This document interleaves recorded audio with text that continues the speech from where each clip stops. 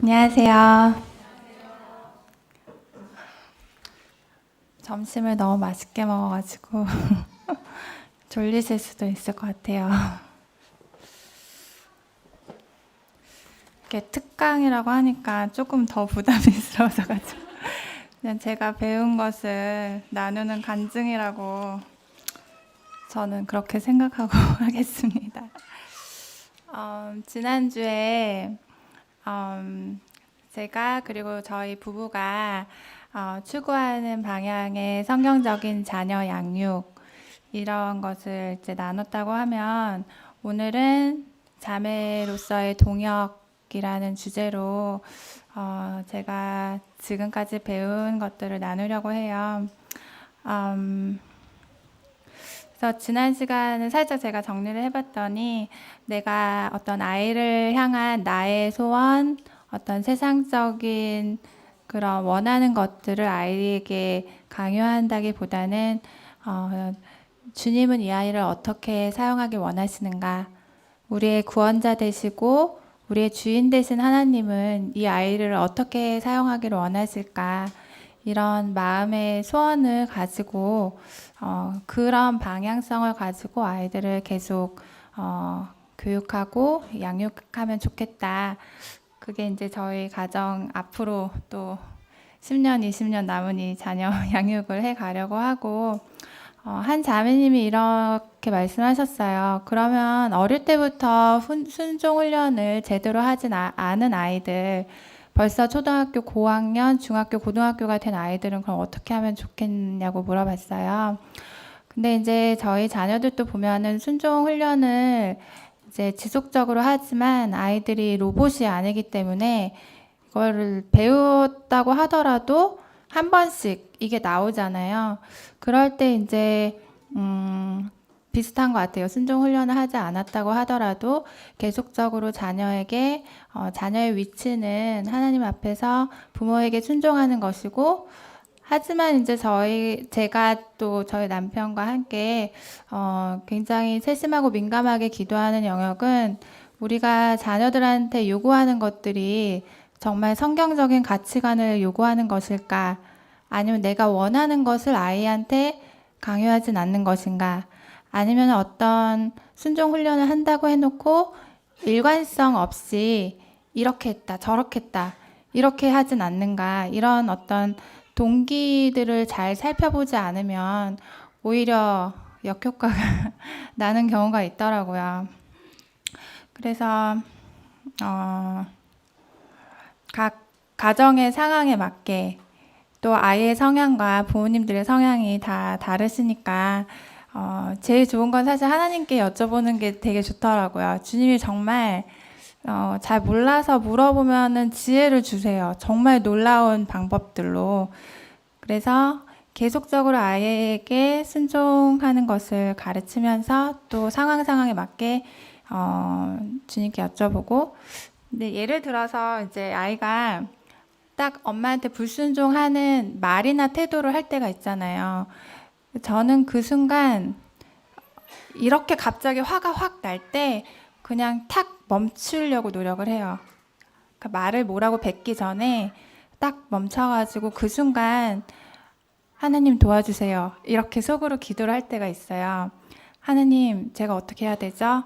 아니, 하나님 지혜를 주세요. 이렇게 딱 그 찰나의 기도를 할 때, 화가 이렇게 탁 멈춰지는 그런 경험을 하게 돼요.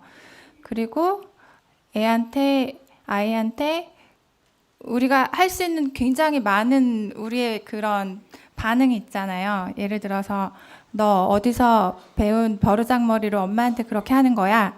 이렇게 버럭할 수도 있고 아니면 화를 낼 수도 있고 하지만 이제 엄마가 먼저 딱 컨트롤을 해서 왜 그렇게 생각하니? 왜 그런 얘기를 엄마한테 하는 거니? 아니면 무슨 일 있었니? 이렇게 물어보거나 아니면은 상황에 따라서 너가 그렇게 생각할지라도 엄마한테 그런 태도로 말하는 것은 옳은 것이 아니야. 이렇게 얘기해 줄 수 있더라고요. 그래서 아이가 바른 방향으로 돌아올 수 있게 돌아와서 바른 태도로 할 수 있게 지도를 해줄 수 있고, 또 조금 더 나아가서는 이제 순종 훈련을 조금 했다고 하면은 너가 같은 이야기라도 그렇게 얘기하지 말고 엄마를 존중하는 태도로 얘기하려면 어떻게 할 수 있겠니? 그럼 애가 순종 훈련하지 않았으면 어떻게 말을 해야 될지를 몰라요. 그러면은 엄마 제가 그렇게 말한 거는 잘못했다고 이렇게 말을 할 수 있도록 엄마가 먼저 이렇게 얘기를 해주고 어떻게 말할지 모르면 이렇게 얘기하는 거야 라고 이렇게 따라서 말할 수 있게 그런 것도 아이한테 좋은 저기가 되는 것 같고, 그래서 이제 아이들과 관계 속에서도 우리가 좋은 관계를 유지해 갈 수 있는 어떤 노력 같은 것이 필요한 것 같고, 아이가 태어나서는 부모가 사실 100%를 다 해줘야 되잖아요. 먹는 거, 입는 거, 씻는 거. 하지만 아이가 5살, 10살, 15살, 20살 되도록 그거를 똑같은 것을 해준다고 하면은 오히려 문제가 있는 거잖아요. 아이가 스스로 배워서 할 수 있도록 자립심을 길러주고 또 해볼 수 있게 실수도 사실은 살짝 허용해줘서 그런 독립성을 가질 수 있게, 그래서 아이가 언젠가 내 품을 완전히 떠났을 때 서서히 이렇게 놓아주는 그런 저희는 방향성을 이제 갖고 있고, 또 성인이 돼서 독립해서 아이가 떠나갔을 때 하나님 앞에서 말씀에 서서 스스로 주님 말씀을 읽고 순종할 수 있는, 이게 굉장히 놀라운 힘인 것 같아요. 아이에게 그런 것들을 이렇게 가르쳐 줄 수 있으면 좋겠다. 그래서 오늘 주제는 제가 정해봤어요. 아름다운 동역. 지난 시간에는 제가 말하는 스타일이 원래 그렇지 않은데 조금 논리적으로 말을 해보려고 굉장히 노력을 했었어요. 제가 원래 중구난방으로 말을 하거든요. 이 얘기 저 얘기 막 이렇게. 그래서 오늘은 그냥 떠오르는 대로 뭔가 이렇게 짜여지지 않은 대로 이렇게 제가 적어봤어요. 그래서 여러 측면에서 많은 질문들을 스스로 해보고 생각해보고 또 집에 가셔서 나와 남편의 관계를 스스로 관찰해 보시고 하나님께 기도하면서 지혜를 구해봤으면 좋겠다. 약간 그런 이제 마음이 들었고, 그래서 이제 제가 발견한 또 하나님 저에게 가르쳐 주신 그런 성경적이고 하나님 중심적인 부부의 원리를 말씀드리면서 또 저의 간증도 말씀을 드리면서 스스로 질문을 던져보시고 그럼 나는 어떻게 해야 될까? 약간 이런 측면에서 구하는 마음으로 찾아가셨으면 좋겠다. 이제 그런 기도가 되었어요. 그래서 이제 부부 관계라고 생각을 할 때 저는 이 모든 인간관계의 꽃이다. 이런 생각을 해봤어요. 왜냐하면 하나님께서 창세기 1장에서 남자와 여자를, 천지를 먼저 창조하시고 남자와 여자를 창조하시고 결혼이라고 하는 하나님께서 인정하신 테두리 안에서 우리가 기쁨을 누리게 하신 거잖아요. 근데 세상은 반대로 남성성, 여성성을 거부하고 이렇게 반대로 창조의 원리에 위반되는 그런 방향으로 가고 있는데, 제가 이제 말씀을 보면서 제 자신을 바라보면 여자로서 제가 어떤 존재인지, 그리고 하나님께서 저를 창조하신 그런 창조의 원리를 배울 수 있었던 것 같아요. 그래서 이제 남자 여자를 창조하시고 남자는 남성답게 여자는 여성답게 창조하신 것을 볼 수 있는데, 창세기 2장에서 보면은 남자를 먼저 만드시고 독처하는 남자를 16절인가요? 보시면 제가 읽지는 않을게요. 독처하는 남자를 보시고는 좋지 못하다고 하시면서 이제 돕는 배필을 창조하신 것이 여자라는 존재인데, 하나님께서 저를 창조하신 창조의 목적이 한 남자를 서포트하라는 역할이라는 것이 성경의 첫 부분에 나오더라고요. 자매님들은 이렇게 돕는 자라는 말이 어떻게 들리시나요? 저는 이 돕는 자라는 말이 되게 따뜻하게 들렸어요. 누군가를 돕는다? 또 성령님이 우리를 돕는 자라고 하시잖아요. 이게 굉장히 따뜻하잖아요. 그래서 이제 그런 이제 마음이 있는데 저는 의문이 들었어요. 뭐냐면은 남자는 이렇게 겉으로 볼 때 되게 강하고 힘도 세고 근육도 크고 동작 범위도 넓고 근데 반대로 여자는 작고 부드럽고 섬세하고 힘도 약하고 근데 어떻게 뭘 도울 수 있을까? 이런 의문이 들었어요. 왜 하필이면 돕는 자는 뭐가 좀 더 강하고 뭐가 있어야 도울 것 같은데 오히려 남자가 이렇게 보호해줘야 될 것 같은 여자를 돕는 배필로 지으셨다는 것이 저는 왜 그렇게 하셨지? 약간 이런 생각이 들었어요. 그래서 이제 제가 그 죄의 손잡고라는 책에서도 살짝 쓴 내용이 제가 이제 20살 때 결혼을 해야 되겠다고 마음을 먹은 게 그 에베소서 5장 뒷부분에 보면은 남편과 아내에 대해서 쓰신 글 있잖아요. 그래서 남편을 가장의 리더로 아내 머리로 두시고 아내에게는 남편을 순종하라고. 근데 어떻게 순종하라고 하냐면은 교회가 그리스도께 순종하듯 하라고 하고 남편에게는 그리스도께서 교회를 사랑해서 죽기까지 사랑하라고. 근데 그 마지막에 그리스도와 교회의 관계가 바로 이 남편과 아내라는 비밀이라는 이런 말씀하시면서 이게 뭔가 신비로운 것인가? 비밀 하면 되게 신비롭잖아요. 그래서 결혼을 해보고 싶다.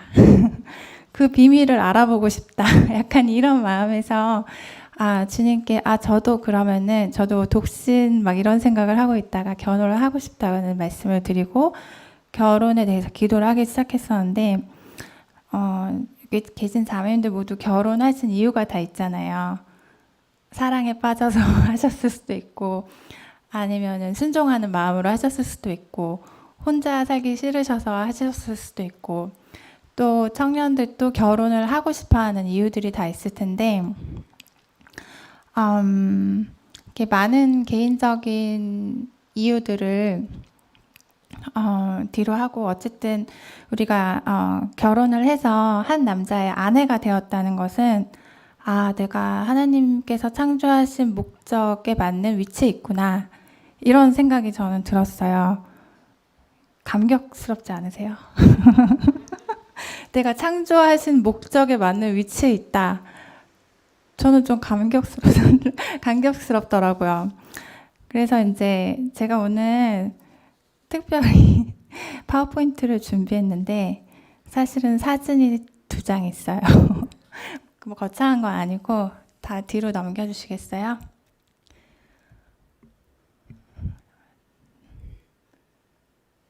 안 넘어가시나요?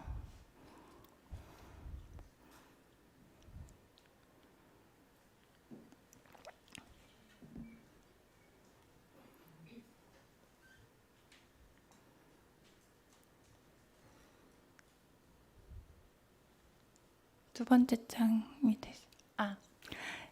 제가 사진을 찾는다고 찾아서 이렇게 했는데 이게 뭔 것 같으세요? 네, 빙산이에요. 그래서 한계를 하다 보면 저 멀리 남극, 북극 쪽을 가다 보면 빙산이 있는데 이렇게 수면 위로 이렇게 나와 있잖아요. 그 다음 장 넘겨봐 주시겠어요? 근데 사실은 그 밑에 굉장히 커다란 얼음 덩어리가 있는데 우리는 얼마나 큰 얼음 덩어리가 밑에 있는지 사실 모르기 때문에 빙산이 위험하다고 하잖아요. 그래서 빙산의 일각이라고도 하고, 그래서 이제 우리의 말과 행동, 또 생각, 겉으로 드러나는 이런 것들이 사실은 굉장히 조그마지만 그것이 나오기까지 그 밑에 나의 어떤 가치관이 우리의 굉장히 많은 것들을 결정하는 데 근거가 된다는 생각을 하게 되었어요. 그래서 지난 시간에 성경적인 가치관과 세상적인 가치관, 이 두 가지 측면에서 아이 양육을 이제 바라보았다면, 오늘은 조금 다른 측면에서 나 중심적인 가치관과 하나님 중심적인 가치관. 그래서 무엇을 결정하고 말을 하는데 왜 그렇게 내가 할까? 가끔 뭔가 이렇게 말을 해놓고 나서 제 마음의 동기를 들여다볼 때가 있어요. 정말 깜짝 놀라는 것이, 저는 주님을 위해서 했다고, 무슨 일을 했다고 하지만 사실은 나의 만족과 나의 안위와 나의 자랑과 이런 것들이 깊숙이 숨겨져 있을 때가 있더라고요. 그래서 이제 이렇게 하나님 중심적이지 않고 나 중심적인 가치관은 부부관계에서 하나님께서 저를 돕는 배필로 두신 저희 위치에서 제가 탈선을 그 위치를 벗어나게 이렇게 만들게 하더라고요. 제가 3, 4년 전에 이제 오지에서 사역을 하는 선교사들을 대상으로 하는 의료 훈련을 받은 적이 있어요. 거기서 굉장히 놀라운 사람들을 만나게 되었는데, 이제 가르치는 강사분들이 그 미국의 의학대학에서 의사 후보생들을 가르치는 의학 박사님들이 오신 거예요. 그분들이 굉장히 선교적인 마음을 가지시고 휴가를 내가지고 돈을 안 받고 자비로 거기를 와가지고 가르쳐 주시는 거예요. 그래서 저는 와, 세상에 이런 사람들도 있구나 굉장히 놀랐었는데, 한 교수님께서 이런 말씀하셨어요. 선교지에서 무엇인가 긴급하게 결정을 해야 될 때 여러분은 무슨 생각을 해야 합니까? 그러면서 하나님께 영광, 이 말씀하셨어요. 그래서 이제 강의를 그분이 한 이틀 하셨는데 수업 중간중간에 갑자기 물어보세요. 무엇을 위해서? 그럼 이제 저희들은 다 같이 빨리 대답을 해야 돼요. 하나님께 영광을 위해서, 이렇게 Glory of the Lord 이렇게 대답을 해야 돼요. 그래서 이제 예를 들면은 부족에서 여러분들이 열심히 언어 배우고 아직 사역을 시작하지 않았을 때 산모가 위급한 상황인데 산모를 살리던 아이를 살리던 둘 중에 하나를 결정해야 됐을 때 여러분은 무엇을 생각해야 하나요? 이렇게 딱 물어봐요. 그럼 우리는 하나님께 영광. 그래서 이제 저희가 살다 보면은 굉장히 많은 또 어려운 결정들을 해야 될 때가 있잖아요. 그때 정말 주님을 의지하는 마음으로, 하나님, 이것이 정말 제 결정이 하나님께 영광이 되기를 원합니다. 이런 마음으로 결정을 했을 때 주님께서 기뻐하실 거라는 믿음이 있어요. 근데 이 하나님께 영광을 돌린다는 이것을 실제로 이제 실천을 해보려고 하니까 커다란 문제가 있더라고요. 바로 저는 태어날 때부터 철저히 자기 중심적이고, 나를 기쁘게 하기를 원하고, 나를 편하게 하기를 원하고, 내가 좋아하는 것을 선택하려는 본성이 있더라고요. 그래서 이제 하나님께서 저를 지으신 목적이 돕는 배필로 지으셨는데, 저의 죄악된 본성이 이거를 거부를 하는 거죠. 하나님께 순종하기를 싫어하고, 하나님께서 순종하라고 두신 제 머리, 남편에게 순종하기를 거부하고, 제가 아가씨 때는 굉장히 괜찮은 사람이라고 생각을 했어요. 어디 가서 싸울 일도 없고. 근데 이제 남편과의 관계 속에서 또 자녀와의 관계 속에서 큰 깨달음이 오더라고요. 난 이런 인간이었구나. 정말 좌절이 되었어요. 사도 바울의 그 로마서 7장에서의 고백이 저절로 나오더라고요. 나는 공고한 사람이구나. 누가 사망의 늪에서 나를 건져내랴. 그래서 이제 저 자신도 몰랐던 제 마음 깊숙한 곳에 있는 저의 자아를 발견한 거죠. 영어로는 셀프라고 하잖아요. 그래서 이 자아는 저를 기쁘게 하려고 하고, 근데 그것이 성경에 철저하게 반대가 되더라고요. 그래서 성경에서는 하나님을 나의 주인으로 모시고, 하나님 기쁘시게 하는 삶을 살라고 하는데, 저는 계속 반대되는 것을 하고 싶어 하고, 그래서 너무 잘 아는 말씀이지만 제가 읽어드리고 싶은 게 로마서 12장 1절이랑 2절을 읽어드릴게요. 로마서 12장 1절과 2절 제가 읽어드릴게요. 너희 몸을 하나님이 기뻐하시는 거룩한 뒤쪽부터 1장 1절의 뒷부분부터 너희 몸을 하나님이 기뻐하시는 거룩한 산 제물로 드리라. 이는 너희가 드릴 영적 예배니라. 너희는 이 세대를 본받지 말고 오직 마음을 새롭게 함으로 변화를 받아 하나님의 선하시고 기뻐하시고 온전하신 뜻이 무엇인지 분별하도록 하라. 그래서 이걸 매일 스스로 훈련을 해야 되더라고요. 셀프 트레이닝이 필요한 거예요. 그래서 매 순간 의식적으로 어떤 나를 하나님께 드리는 연습. 그래서 제가 제 중심적인 가치관으로 저를 바라보고 남편을 바라보면 이렇게 돼요. 남편이 내가 원하는 것을 해주기만 바라고 저를 떠받들어 주길 원하고 근데 그게 또 안 되잖아요. 그러니까 이제 좌절하고 실망하고 화가 나고 울고 레파토리가 되게 비슷하잖아요. 또 이제 자매님들은 어떨지 모르겠지만 저희가 또 되게 감정적이잖아요. 전혀 돕는 배필이 아닌 거예요. 그래서 결혼해서 한참 몇 년이 흘러고 아이들이 생기고 울망졸망할 때 주님께 그런 질문을 했어요. 하느님, 제가 어떤 모습의 돕는 배필이 되어야 하나요? 한 10년 전쯤에 이제 제가 책에도 썼는데 그 척 형제님 농장에서 일을 할 때 그 부부랑 이제 매일 목요일 저녁에 성경 공부를 했어요. 사실 저 이제 영어를 좀 더 배우고 싶어가지고 하자고 한 건데 그 자매님이 저한테 책을 읽어보라고 했어요. 그래서 책을 주셨는데 그 제목이 돕는 배필이 되는 법 이런 책이었어요. To be a helpmeet. 한국말로 번역이 되어 있는지 모르겠는데 너무 오래돼서 기억은 잘 나지 않는데 한 가지 제가 소개를 해드리고 싶은 게 이 자매님께서 그 남자들 관찰을 되게 잘하신 것 같아요. 그래서 남자의 성향을 3가지로 구분을 하셨어요.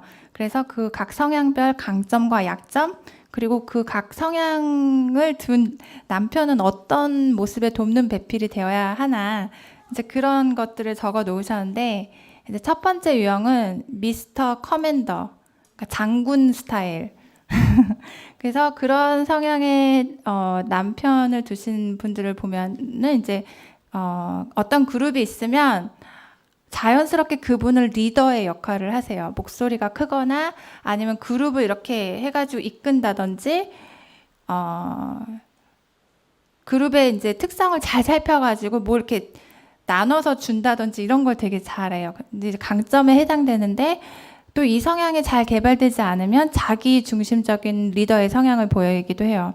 그래서 이제 가정에서는 이제 아빠의 말씀은 하늘, 거역할 수 없는 두려운 존재, 통제가 강한 그런 성향. 그래서 이제 이런 남편분들은 아내가 자기 말에 토다는 것조차도 허용을 안 하고 어떤 자매님은 이런 말씀하시더라고요. 형제님이 집에 이렇게 돌아오시면 아이들과 자매님은 일렬로 서서 기다려야 된대요. 인사를 해야 되니까. 그런 분들. 그래서 이제 군대로 치면 그 강한 어떤 장군의 모습.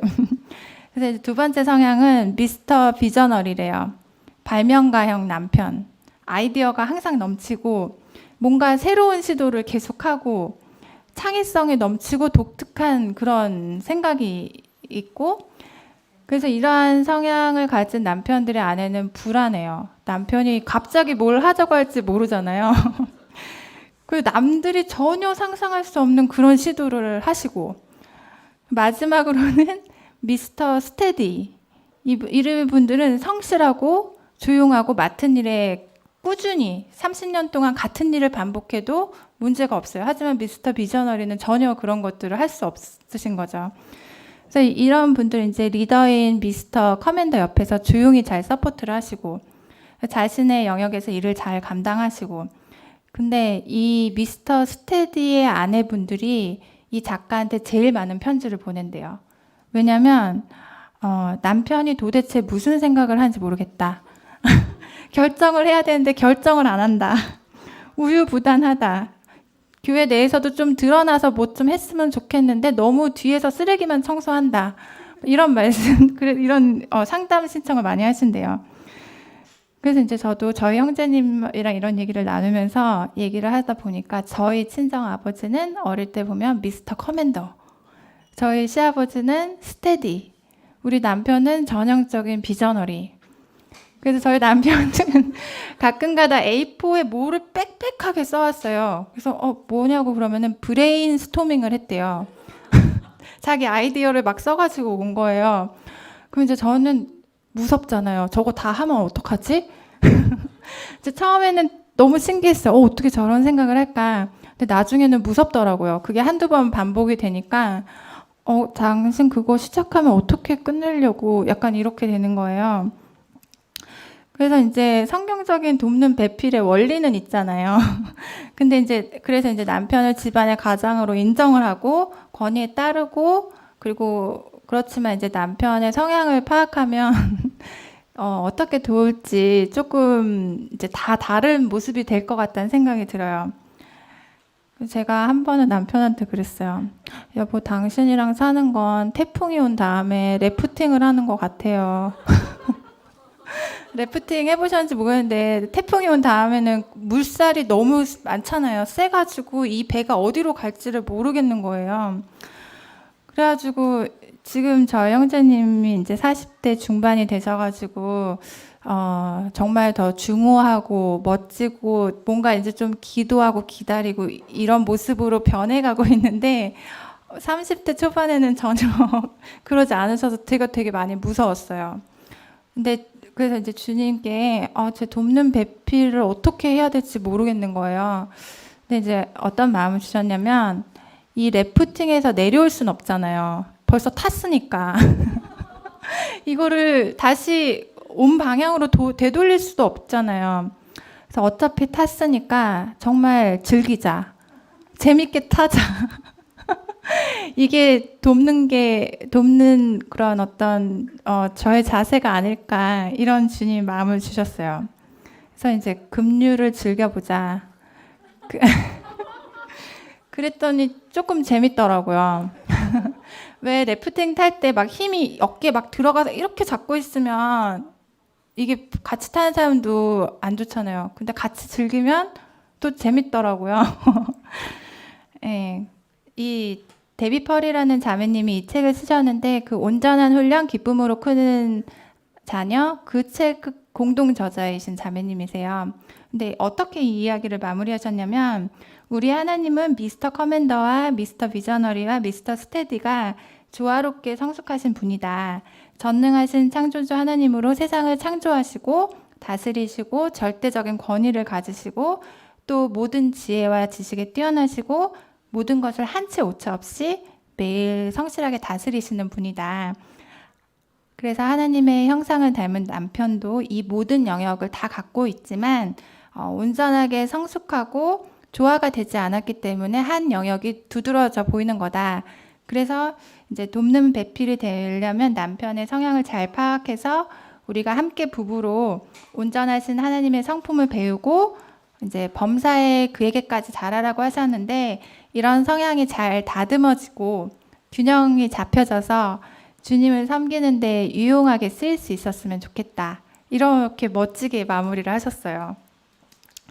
그래서 제가 이제 결혼을 하기 전에 어린 나이에 결혼했는데 한 가지 결심을 한 게 있어요. 그게 뭐냐면 이제 인간이 살아가면서 육신을 주셨기 때문에 욕구들이 있잖아요. 수면욕, 식욕, 그 외 등등 있는데 내가 이거를 잘 채워주자, 이런 결심을 했어요. 그래서 이제 결혼을 해서 이제 몇 년이 지나가면서 주님께 다시 무릎을 꿇는 시간이 있었는데 그 게리 체플만이라는 분이 또 어떤 말씀을 하셨냐면은 그 5가지 사랑의 언어라는 책 다 아시죠? 거기에서 우리 모두는 사랑을 느끼는 포인트가 다 다르다고. 그래서 내가 내 방식대로 열심히 뭘 해주려고 해도 상대방이 그걸 느끼지 못하면 그거는 사랑이 아닐 수 있다, 이런 얘기를 하셨어요. 그래서 이제 핀트가 안 맞으면 서로 실망하고 좌절을 하게 되잖아요. 나는 열심히 노력하는데 저 사람은 못 알아주고 그럼 이게 굉장히 악순환이 돼가는 거죠. 그래서 저를 잘 관찰하고 또 배우자를 잘 관찰해서 내가 느끼는 사랑의 포인트 또 남편이 느끼는 사랑의 포인트가 잘 맞으면 이게 힘을 많이 안 들이고도 굉장히 좋은 그 효과가 있더라고요. 그래서 이제 하나님께서는 그 성경적인 부부, 성경적인 가정에서 이제 제게 주신 말씀은 가장 기본적인 것이 부부 중심의 가정이다. 이런 말씀을 이렇게 마음을 주셨어요. 그래서 이제 아빠를 권위로 세우고 남편을 권위로 세우고 아내는 돕는 배필로 서포트를 하면서 남편에게 순종하고 또 아이들은 부모의 권위에 순종해서 이렇게 가정이 어떤 방향성을 갖고 갈 수가 있잖아요. 그게 안 되면 이제 막 삐그덕 하고 가려는 목적지가 아닌 표류를 해가지고 이상한 무인도에 정착할 수도 있고. 그래서 이제 제가 교회 안에 가정들을 관찰을 하기 시작했어요. 분명히 결혼할 때는 부부 중심의 가정으로 시작을 하잖아요. 왜냐하면 부부밖에 없으니까. 부부 중심으로 시작해. 그리고 첫 아이를 임신했을 때도 부부 중심으로 가요. 오히려 아내 중심이 될 때가 있잖아요. 임신을 했으니까 여보 뭐 먹고 싶은 거 없어. 막 이렇게 막 더 잘해주고. 근데 이게 무너지는 포인트를 보니까 첫 아이가 태어나기 나서부터더라고요. 아이를 어떻게 양육하는지 그 자매님, 그러니까 아내의 양육 태도에 따라서 그 가정이 계속해서 부부 중심으로 가는지 아니면 아이에 끌려갈지가 결정이 많이 되더라고요. 그래서 이제 제가 이때 저도 굉장히 혼란스럽고 지난 시간에 말씀드린 대로 저도 아무것도 모르고 어떻게 해야 될지 몰라서 고민도 많이 하고 찾아보고 공부하고 했지만 지난 시간에 진짜 짧게 넘어갔는데 아이가 먹어야 될 때 먹는 훈련.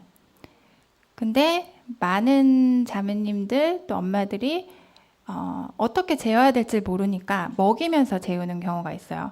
그러면은 먹지 않아도 될 때 애는 계속 먹고 있는 거잖아요. 그럼 그것을 훈련을 해서 먹어야 될 시간에 먹는 거죠. 우리가 어른도 아침, 점심, 저녁 이렇게 먹듯이 아침, 점심, 저녁을 먹고 중간에 간식 먹는 시간. 그래서 이제 신생아 때는 저는 표를 다 써봤어요. 한 3개월씩 다 써봤어요. 매일매일. 그래서 이제 숫자를 세보니까 처음에는 한 하루에 10번에서 11번을 먹더라고요. 태어나자마자. 근데 그 수가 점점 줄어들어서 100일 정도 되면은 한 6회에서 7회 이렇게 먹게 돼요. 밤에는 안 먹고. 근데 이제 애가 밤에 자다가 울면은 어떻게 해야 될지 모르니까 그냥 젖을 물리잖아요. 이제 그렇게 되면은 자매님들이 남편과 같이 잠을 못 자시는 거예요. 애기 때문에. 그리고 하루 종일 애기한테 이렇게 있다 보니까 애를 재우다가 같이 자버리고. 그래서 이제 형제님들은 섭섭하다고 많이 하시더라고요. 이렇게 후배 가정들 이렇게 만나서 얘기해보면 애를 낳으면서 자매가 애만 보고 나는 안 봐준다. 그럼 이제 자매님들은 화가 난다고 하시더라고요. 나는 하루 종일 아이를 보고 저녁에도 이렇게 애를 자서 씨름을 하는데 당신은 어른이 돼서 어떻게 그런 말을 하느냐. 그래서 이제 부부 중심이었던 가정에 약간씩 균열이 오는 거죠. 그래서 이제 젖 먹는 훈련을 시키고 수면 훈련을 하는 것이 이 부부 중심의 가정으로 가는데 되게 큰 도움이 됐어요. 왜냐하면 아이가 울 때 언제 먹여야 될지를 알고 또 칭얼댈 때 재울 수 있으면 엄마가 에너지가 생기잖아요. 아이가 잘 때 대충 이제 스케줄이 나와요. 한 15개월에서 20개월 정도면 오후에 몇 시부터 몇 시까지 자는 시간이 나오면 엄마도 그 시간에 계획을 해서 뭐 30분을 음악을 들으면서 운동을 한다든지 말씀을 본다든지 또 나머지 30분은 낮잠을 잔다든지 그러면은 아이를 다시 만났을 때 엄마가 에너지가 있고 밤에는 아이를 눕히고 또 그 남은 에너지를 남편에게 쓸 수 있고 그렇게 됐는데 이게 안 되면은 이제 그때부터 많이 어긋나기 시작하는 포인트인 것 같아요. 그래서 이제 첫째 아이가 태어났을 때 우리가 어떻게 계속해서 부부 중심의 가정으로 갈 수 있는지. 그래서 아이를 저는 신생아 때부터 따로 재웠거든요. 근데 이거 가정마다 다를 수 있어요. 근데 저는 이제 그것이 옳다고 생각을 해서 그렇게 했는데 많은 말을 들었어요, 또. 엄마가 너무 매정하다. 자매가 애가 울면은 잘 달래서 해줘야지 어떻게 따로 재우냐. 하지만 이제 저희 부부가 그렇게 결정을 했기 때문에 나중에 이제 셋째는 첫날부터 그렇게 하니까 울지도 않더라고요. 아, 나의 세계는 이렇게 돌아가나 보다.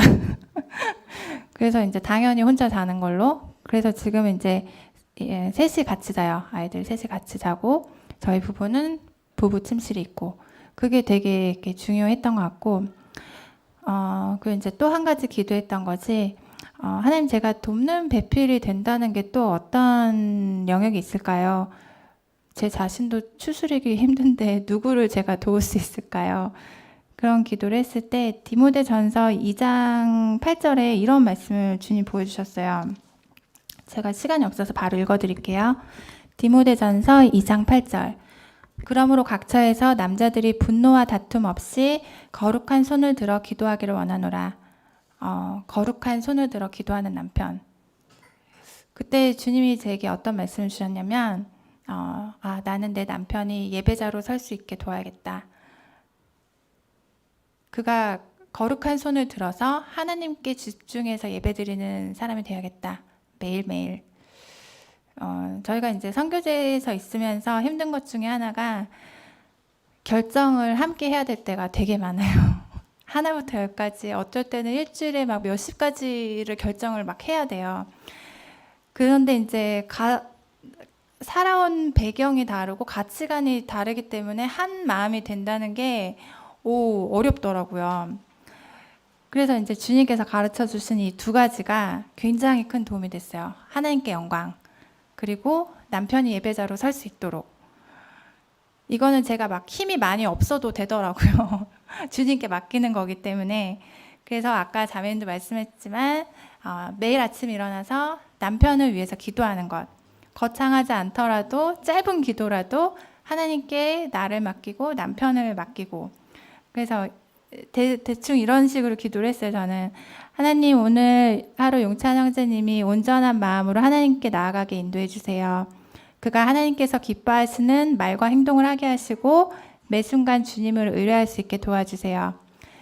이 짧은 기도가 남편의 하루를 변화시키고 제가 남편을 대하는 태도 또 남편을 향한 그런 말과 행동들을 바뀌게 이렇게 바로 잡아주었고 영적인 영역에서 제가 기도로 돕는다는 것이 참 멋진 일이라는 것을 주님이 보여주셨어요. 우리가 영원을 사는 사람들이잖아요. 그래서 영원 속에서 80년, 부부로 사는 삶이 30년, 40년, 50년 모르지만 천국에서는 다시 부부로 만나지 않을 수 있잖아요. 이 짧은 인생에서 부부라는 인연으로 사는데 내가 이 한 사람을 기도로 돕는다. 저는 되게 멋지다는 생각이 들었어요. 그래서 이제 또 하나는 사역적인 면에서 이제 저희가 선교 사역 감당하고 있는데 제가 어릴 때 저는 선교사가 되고 싶어요. 그랬더니 어떤 분이 이런 말씀하셨어요. 자매가 선교지 가서 뭘 할 수 있겠어. 애 키우고 정신 하나도 없을 텐데 이런 말씀하셨어요. 그래서 제가 하나님께 여쭤봤어요. 주님 정말 선교지 결혼해서 가면 애기 키우고 아무것도 못할 텐데 정말 그런가요? 근데 주님이 어떤 마음을 주셨냐면 네가 선교지에 가서 잘 사는 게 선교다. 이런 말씀을 주셨어요. 그래서 사실 선교지가 전쟁터예요. 영적인 전쟁터거든요.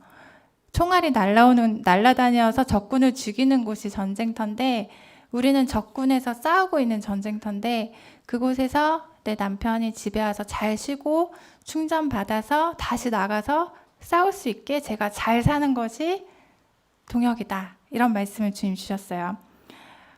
그래서 또 물었어요, 주님께. 그럼 어떻게 하는 거, 저는 이제 항상 어떻게가 궁금하니까 어떻게 사는 것이 잘 사는 것입니까? 근데 주님이 어떤 마음을 주셨냐면 항상 기뻐하라, 쉬지 말고 기도하라, 범사에 감사하라. 이것이 그리스도 예수 안에서 너를 향하신 하나님의 뜻이니라. 너무 심플하고 정확한 말씀을 하나님 주셨어요. 만약에 제가 선교지에서 매일 집에 가고 싶다고 울고 아니면 짜증내고 아니면 뭔가 우울하고 이런 아우라가 있잖아요. 우울한 아우라. 집에 왔는데 아내가 그 우울한 이렇게 하고 있으면 얼마나 마음이 무겁겠어요.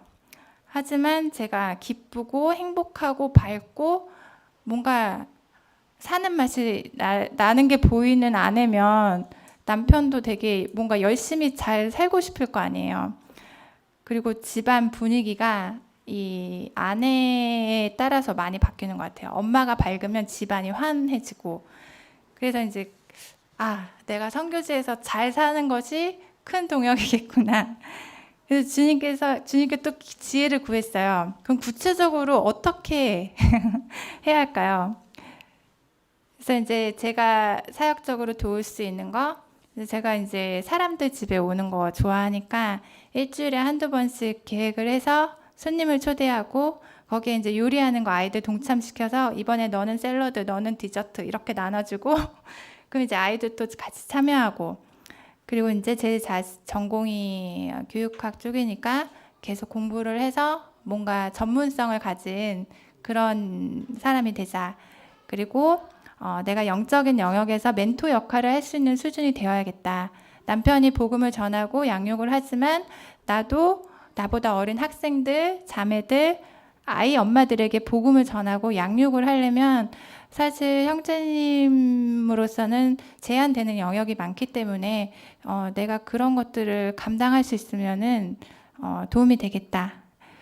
또 이제 언어 부분도 선교사 안 언어를 안 해도 된다고 하시는 분들도 있지만 사람이 집에 왔는데 제가 꿀먹은 벙어리면 남편도 누군가를 초대하기가 굉장히 힘드니까 나도 언어를 잘해야겠다.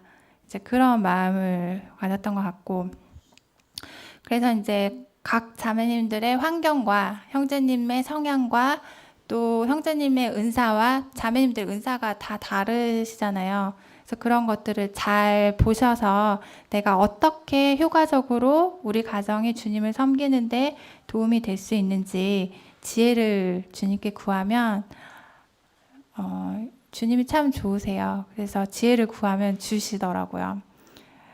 그래서 또 이제 저희 부부가 같이 노력하는 영역은 매일 저녁 정말 힘들지만 시간을 내서 같이 말씀 한 장 읽고 기도하고 저는 청년 때 결혼하신 성도님들은 매일 기도하고 말씀을 보는 줄 알았어요.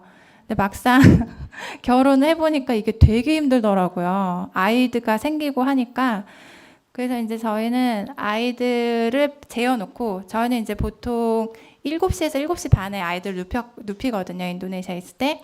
그러면은 안방문을 활짝 열어놓고 성경을 읽고 기도를 해요. 약간 쇼업이 있어요. 엄마 아빠는 이렇게 기도하고 말씀 보면서 산다. 약간 이런. 그러고 나서 서로 하루 어떻게 지내는지 물어보고.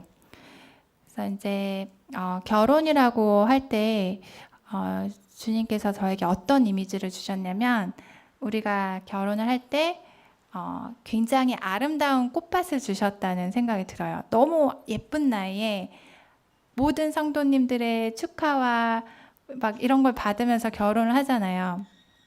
근데 이제 우리의 책임은 이 꽃밭이 아름답게 계속 유지될 수 있도록 가꿔는 청지기의 책임이 있다. 이런 마음을 주셨어요. 제가 인도네시아에서 꽃밭을 가꾸거든요.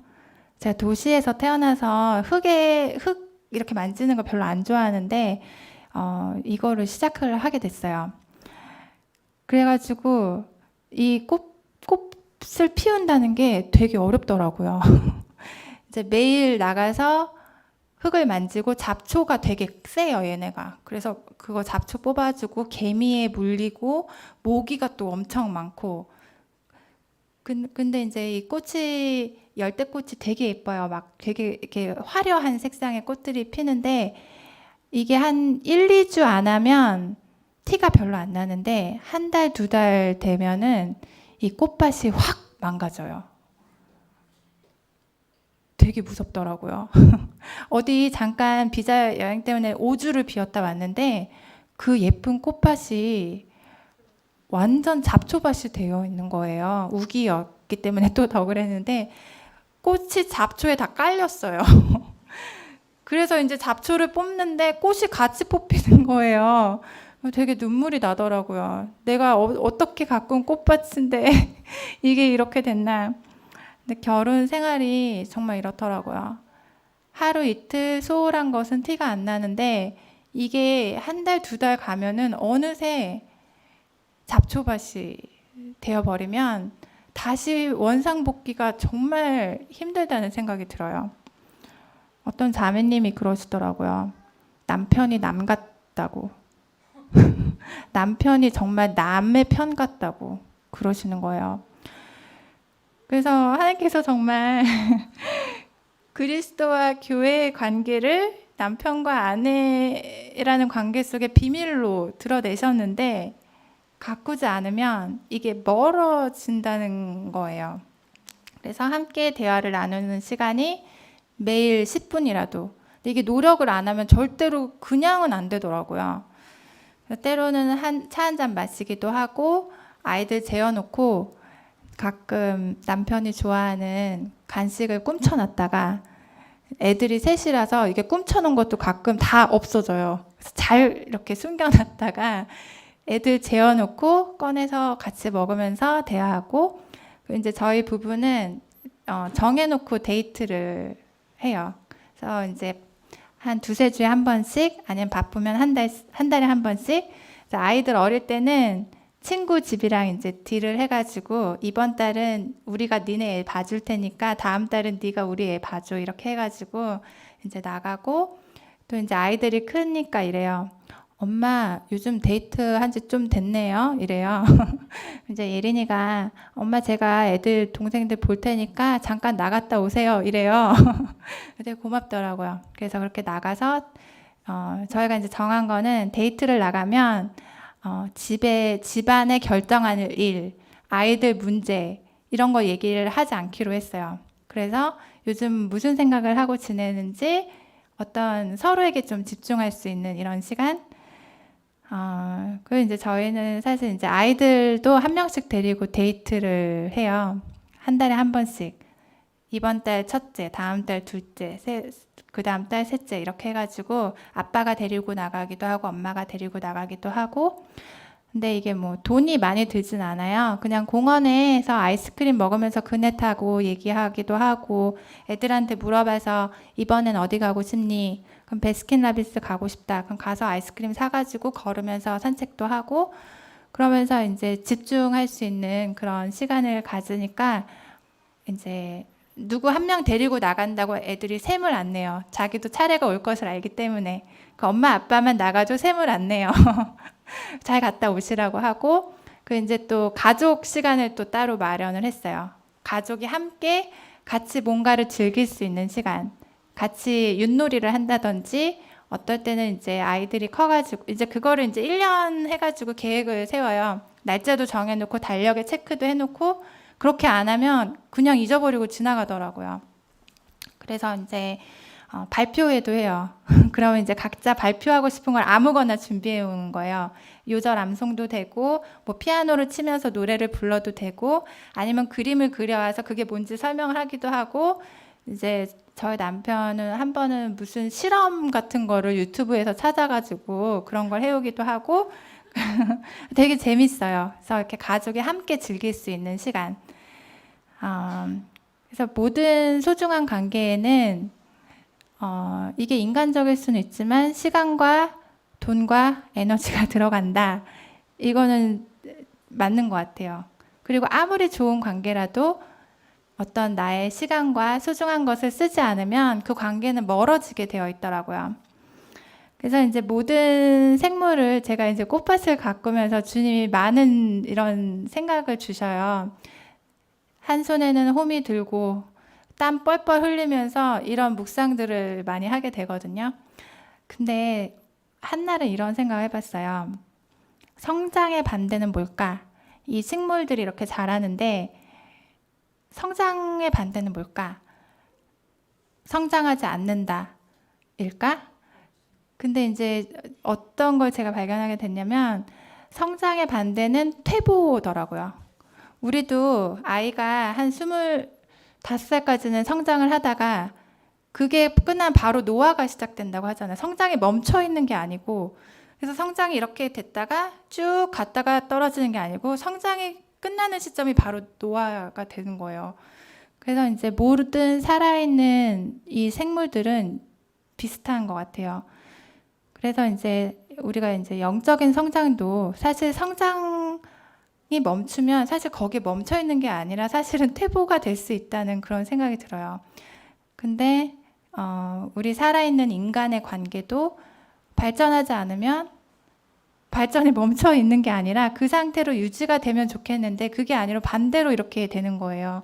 그래서 저희가 참 세심하게 관계를 잘 돌보지 않으면 어느 순간 자녀와의 관계가 무너져 버리고 남편과의 관계가 무너져 버리고. 그래서 제가 두 가지만 더 이야기하고 정리를 하려고 해요. 아주 실제적인 부분들. 그래서 첫 번째로는 제가 되게 골골대는 체력이거든요. 맨날 감기랑 뭐 이렇게 배 아픈 거를 좀 달고 사는데 제가 돕는 배필로 누군가를 남편을 도우려고 하고 아이들을 양육하려고 하면 내가 힘이 있어야겠다 이런 이제 마음이 들었어요. 그래서 이제 저의 신체적이고 정신적, 정서적, 영적인 영역에서 내가 건강해야 도울 수 있겠다. 그래야 내가 이제 건강하고 예쁜 아내, 친절한 엄마가 될 수 있는 에너지가 생기는 거죠. 그래서 이제 지금 우리가 21세기 현대 이 의학이 전체 역사에서 보면 제일 발달한 시기에 살고 있잖아요. 근데 이제 우리 몸에 엔돌핀이라는 물질이 있대요. 이게 호르몬 같은 역할을 하지만 사실 호르몬은 아니래요. 아직까지 이 물질이 뭔지 밝혀지지 않았대요. 근데 이 엔돌핀이 우리 몸에서 무슨 역할을 하냐면 기분을 좋게 하고 진통작용을 한대요. 아픔을 느끼지 못하는 약간 몰핀 같은 역할을 한대요. 그래서 우리가 행복을 느끼게 해주고 기분이 좋아지게 해주고 젊음을 유지하게 해주고 정신 건강을 유지하게 해주고 엄청난 물질이잖아요. 근데 지금까지 의학 박사들이 이것의 존재가 뭔지 어떻게 만드는지 밝혀내지 못했다고 해요.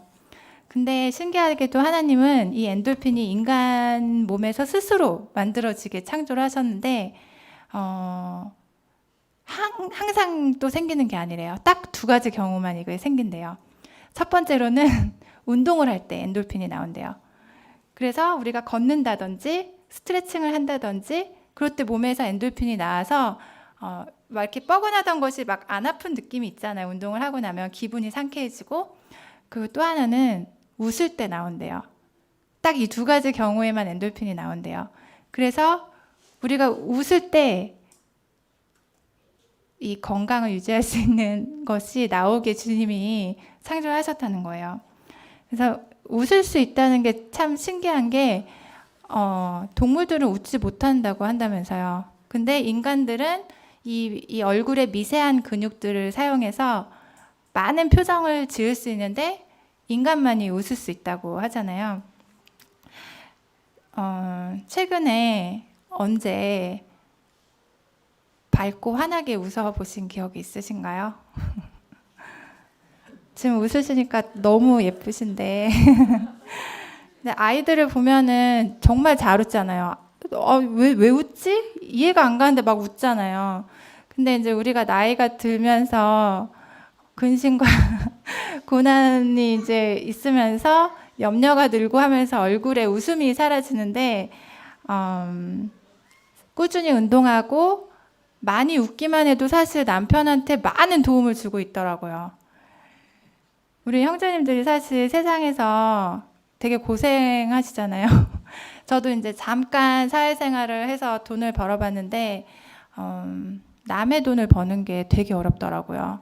비위도 맞춰줘야 되고 정말 하고 싶지 않은 말도 해야 되고, 근데 그거를 이제 가정을 위해서 아내와 자식들, 처자식을 위해서 이렇게 힘들게 일을 하고 녹초가 돼서 오는데 아내가 정말 이렇게 환하게 웃으면서 여보 너무 수고했어요.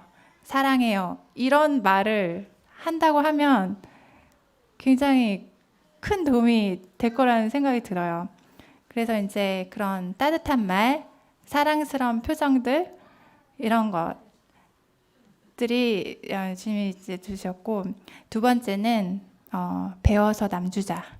이게 제 삶의 어떤 약간의 모토인데 저는 이제 제 자신과 아이들 또 사람들을 이렇게 관찰을 해보면서 너무 놀라운 거예요. 하나님께서 인간을 정말 놀랍게 창조하셔가지고 우리에게는 너무 많은 가능성이 있어요.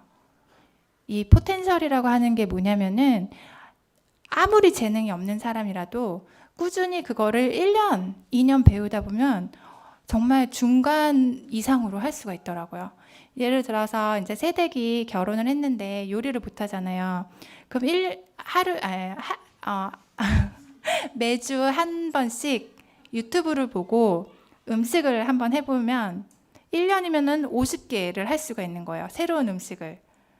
그리고 내가 그림을 못 그리는데 일주일에 한 번씩 그림을 배우러 가면 1년, 2년이 지나고선 내가 그리고 싶은 것을 그릴 수 있고, 또 피아노도 하나도 못 쳤는데 매주 레슨을 받고 매일 30분, 1시간 이렇게 하다 보면 어느새 찬송가 쉬운 거는 칠 수 있는 수준이 되는 거예요.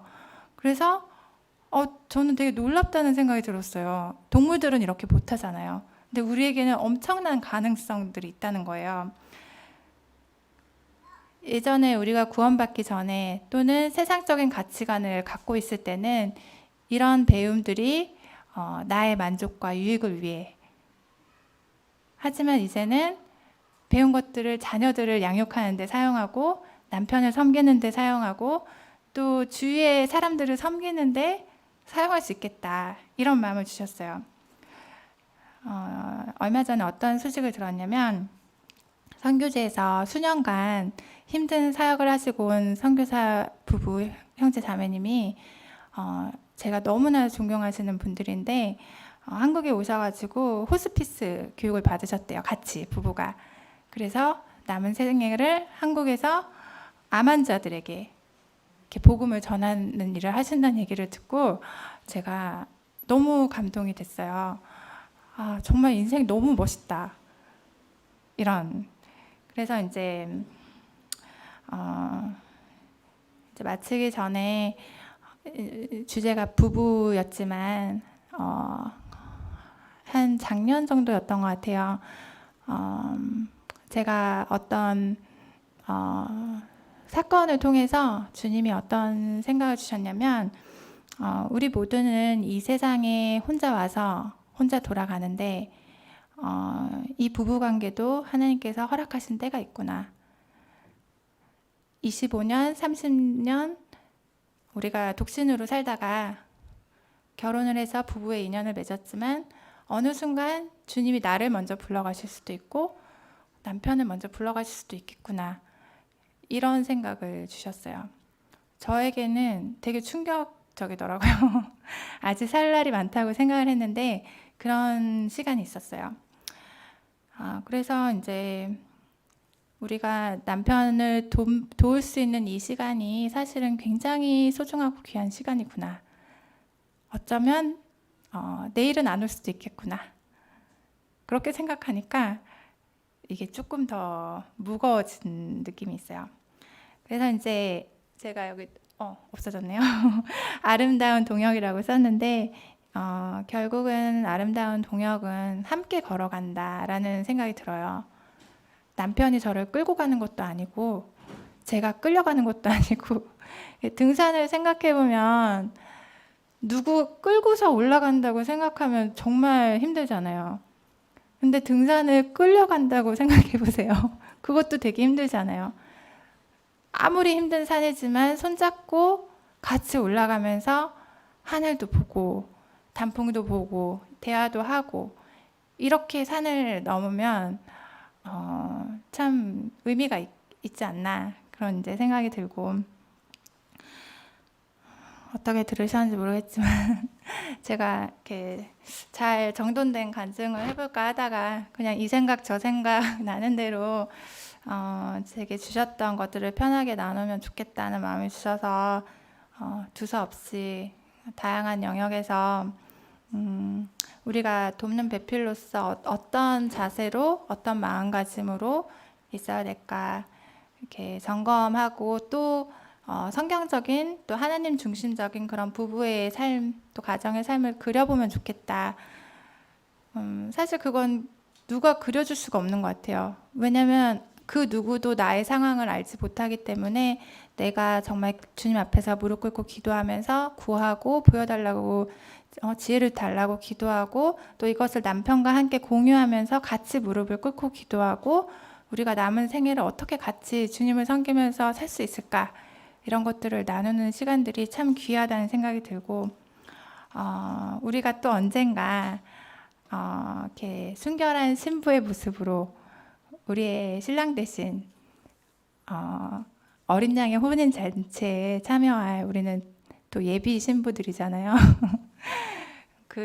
제가 예비 신부였을 때를 생각을 해보니까 굉장히 막 저를 가꾸려고 노력을 했던 것 같아요. 먹는 것도 조심하고 제가 케이크 이런 거 되게 좋아하는데 그런 것도 안 먹으려고 하고 몸매도 가꾸고 피부도 가꾸고 드레스도 제일 예쁜 거 고르고 싶고 막 예식장도 고르고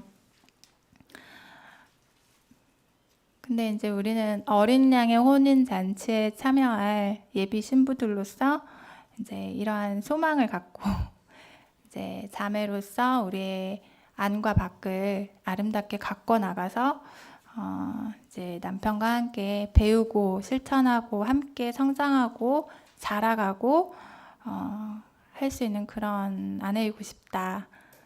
그런 소원이 주님 앞에 있습니다. 들어주셔서 감사합니다. 네. 근데 박수로 환영해 아니